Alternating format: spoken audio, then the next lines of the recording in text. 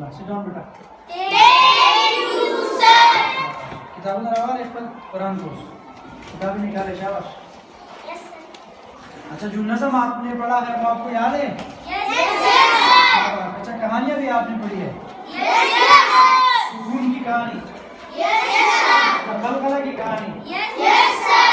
5 लोग गाड़ी में बैठ के कहाँ जा रहे थे? फिर क्या हुआ?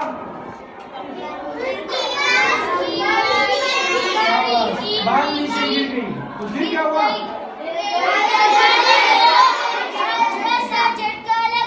झटका लगा तो इसको क्या कहते हैं? झटके लगने को क्या कहते हैं? खलखला कहते हैं। यानी टकराव पैदा हुआ ना, 5 लोग एक दूसरे के साथ टकरा गए तो इसको क्या कहते हैं? शाबाश। अच्छा इस तरह जो सुकून की कहानी वो भी आपके ज़हन में है? शाबाश शाबाश। किताबें मुझे दिखाए शाबाश। आप खत्म करें।